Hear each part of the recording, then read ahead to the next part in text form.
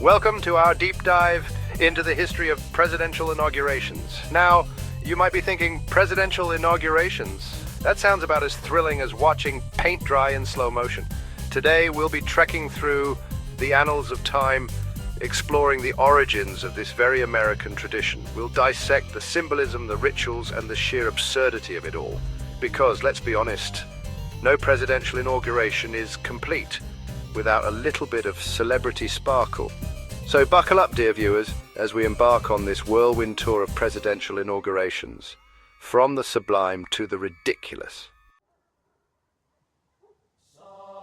Our story begins, as so many American stories do, with George Washington.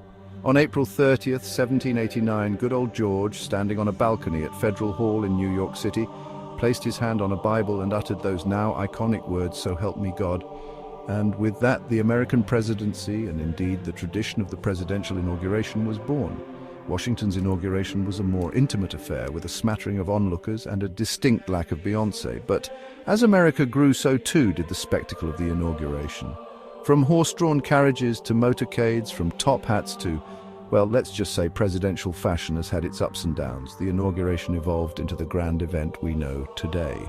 So, the next time you find yourself scoffing at the sheer pageantry of it all, remember this. Behind the glitz and the glamour lies a history as rich and complex as the nation itself. Some inaugurations are more memorable than others. Take Franklin D. Roosevelt's first inauguration in 1933. America was in the Great Depression and fear hung heavy. FDR delivered those immortal words: "The only thing we have to fear is fear itself." In 1961, John F. Kennedy's inauguration was a masterclass in charisma.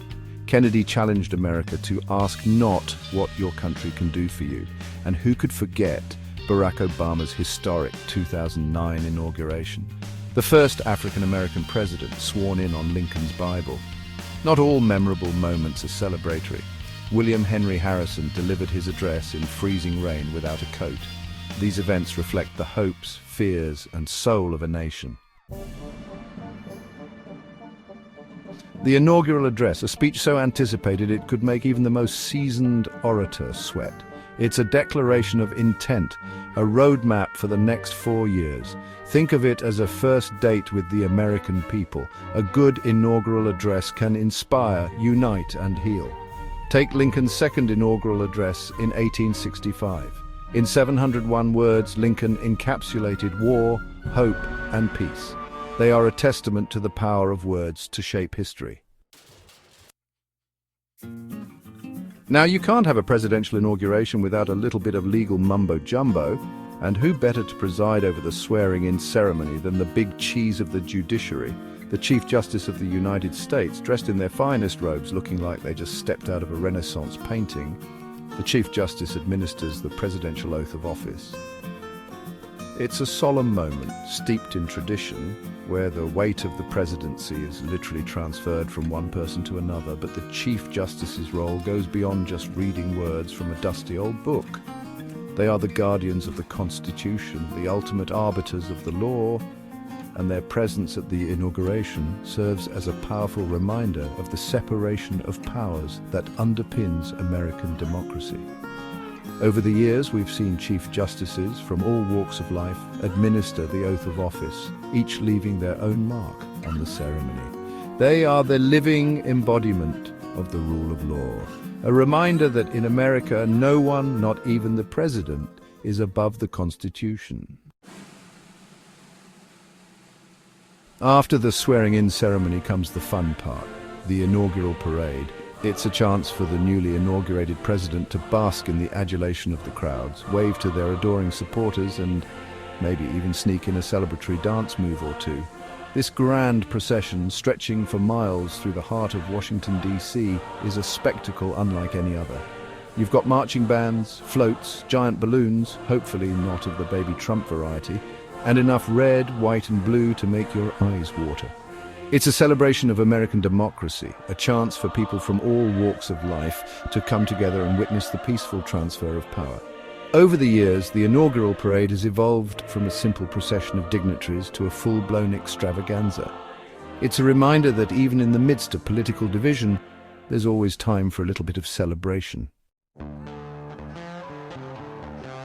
Now, no presidential inauguration is complete without a little bit of musical entertainment, and Donald Trump's 2025 inauguration is shaping up to be, well, let's just say it's going to be an eclectic mix. Rumors are swirling about potential performers, and the list is about as predictable as a Trump tweet storm. Kid Rock is rumored to be a lock, which, let's be honest, is about as surprising as the sun rising in the east. And of course, no Trump event would be complete without a healthy dose of controversy.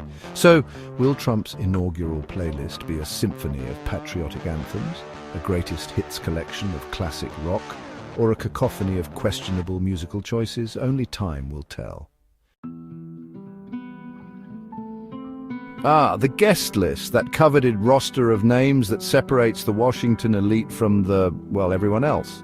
And let me tell you, getting an invite to Donald Trump's 2025 inauguration is like winning the golden ticket to the most exclusive reality show in town. You've got your usual suspects, politicians, dignitaries, foreign leaders trying their best to decipher what Trump might say in his speech. But then you've got the wild cards, the unexpected guests that make you wonder, how did they get in here? One thing's for sure, the guest list for Trump's 2025 inauguration is going to be a who's who of the powerful, the controversial, and the downright bizarre. Let's be honest, security at a presidential inauguration is no laughing matter. It's a massive undertaking requiring the coordination of multiple agencies, thousands of personnel, and enough metal detectors to equip a small country. And when you're dealing with an event as high profile as Donald Trump's 2025 inauguration, well, let's just say the security measures are going to be tighter than a pair of skinny jeans on a Thanksgiving feast. Imagine a perimeter so secure it would make Fort Knox look like a child's playpen. We're talking snipers on rooftops, bomb-sniffing dogs on every corner, and enough surveillance technology to make Orwell blush. The airspace above Washington, D.C. will be on lockdown with drones banned and fighter jets patrolling the skies, but hey, at least you can rest assured that the Secret Service will be out in full force, ready to protect the president from any and all threats. So, while the security measures might seem a bit excessive, remember this, it's all in the name of keeping everyone safe. Now, amidst all the pomp and circumstance, the celebrity sightings and the security checkpoints that could rival airport security on a bad day, it's easy to lose sight of the true significance of a presidential inauguration, the peaceful transfer of power. This, my friends, is the bedrock of American democracy, the moment when the reins of government are passed from one leader to the next without a shot being fired, a coup being staged, or a reality TV star declaring themselves president for life. And while there have been moments of political turmoil throughout American history, the peaceful transfer of power has remained a constant, a testament to the enduring strength of democratic institutions. So the next time you find yourself caught up in the frenzy of a presidential inauguration, remember this: you're witnessing something truly remarkable, a testament to the enduring power of democracy. It's a reminder that even in today's polarized political climate, there is still hope for a government of the people, by the people, for the people. As we reach the end of our whirlwind tour through the history of presidential inaugurations, it's clear that these events are more than just ceremonies. They're milestones in the American story, reflecting the nation's triumphs, its struggles, and its enduring commitment to democracy.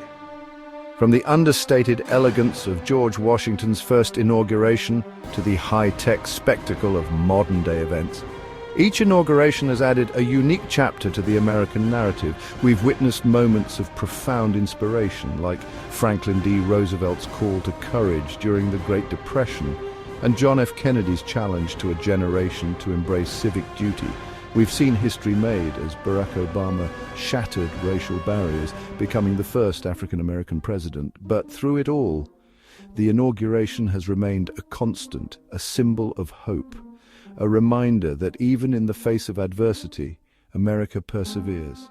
It's a testament to the enduring power of democracy, the peaceful transfer of power, and the belief that, despite our differences, we are all united under the banner of this great nation.